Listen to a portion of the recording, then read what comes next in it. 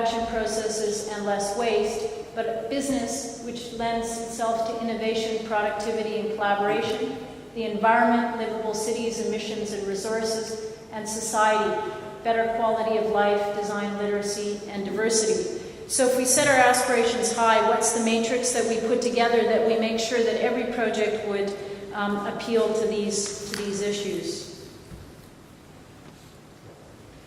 Collaborative culture, practice-based research. I referred to Constellation SA. The proposal is that in this case we look at multidisciplinary use-inspired research that would be based in practice that would provide just-in-time knowledge for the building industry. All the words on here are not important, but the notion of research to provide evidence, and that the research would be use-inspired and not something that is stalled in academia, and that would actually be practice-based. So our opportunity to open an alliance within Constellation SA for the built environment.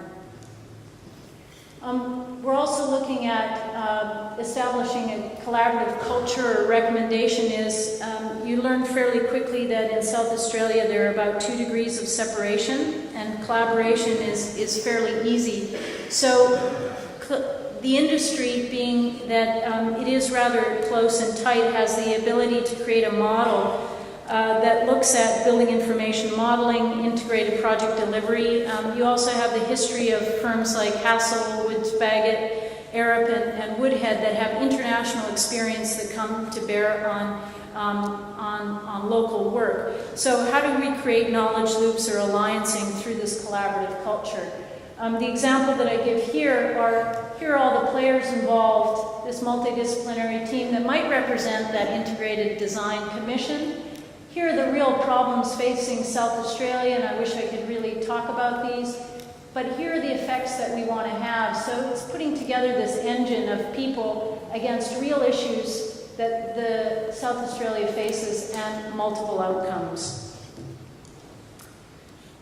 This is also an idea that I believe South Australia has great potential in the long term, which is called eco-industry innovation, looking at manufactured assemblies for mass customization. What exactly does that mean? If we look at the present, there are some, as a result of the economic downturn, some non-viable industries in South Australia. But if we look ahead, what's the potential for joined-up solutions? What you see here is a zero-energy house that was put up in 30 days and could come down in 30 days. And it's made of components that are entirely green or eco, low carbon, so zero-energy house, low-carbon materials, up in 30 days.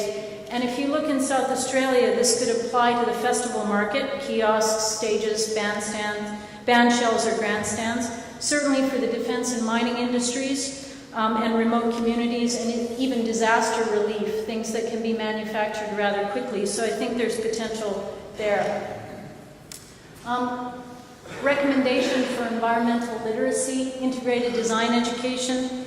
In the free time that I apparently don't have, in the beginning I was looking at the Premier's Reading Challenge and noted that there was not a category for art, design, and architecture. So I started to assemble a list of books, and I got up to just over 80, and then it occurred to me I needed to follow my own wisdom or recommendations, and that children were not going to learn about the environment through books. So the recommendation here is that environmental literacy, that we put together a list of places that I've talked about, and that maybe the Premier will give these children credit if they visit all these environments rather than read all these books. So I have the 80 there, but I think there are really creative ways to give them a map, take their parents, and learn about the environment. So integrating design education is really through those experiences.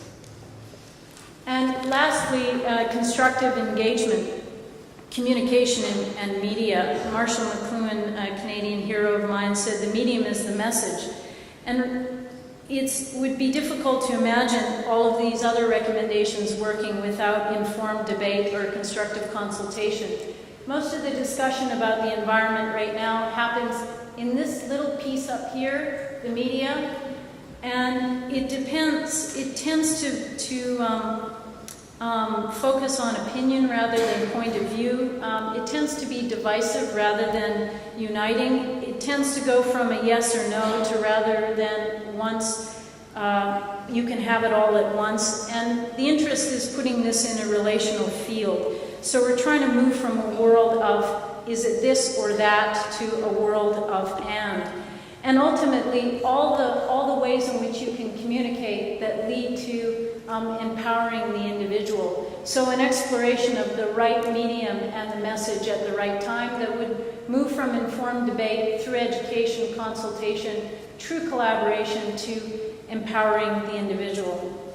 So that wraps up the recommendations, and in a very short conclusion, I will just note that beginnings are very important. And in the first day that I arrived in Adelaide, after 32 hours of flying, I landed in the Fringe Festival and had the pleasure of serving on a panel with a group of individuals that left a really important impression. Steve Grieve, who talked to me about Aboriginal culture, Ian McDougall, who talked about iconic buildings and urban environments, Warwick Keats, a landscape architect, Josephine Evans, an emerging professional, and an architect, Phil Harris, who is most eloquent about nature in a very down-to-earth way, Joanna Seiss, who was interior designer, very interdisciplinary thinker, national president of the Design Institute Australia. This is where I landed on the first day in South Australia, and I just thought that's the way the world worked here. And I've never forgotten that, and I think it's the way the world should work here. And at the end of that talk, a woman came up to me from Christie's Walk and invited me for tea at her house, and she said, "I really want you to see where I live." And those impressions, I think, have informed the residency in a really important way. And the extreme generosity of the partners in forming these recommendations. I'll just quickly also refer to an experience a couple of weeks ago. Jan Gale was here. He's one of the preeminent urban designers in the world, and we had a 24-hour adventure here proposing an integrated design strategy for the city of Adelaide. And I've noted and quoted him as saying, "A great city is like a great party, you don't want to leave early." But he's quite dedicated to what he's doing here, and he did write a proposal for Adelaide in 2002, Public Spaces and Public Life. And he's worked in Perth, Sydney, Brisbane, Melbourne. He's now in New York and managed to pave 200 miles of bike trails, and he's from Copenhagen. And at the end of a long day and a marvelous dinner,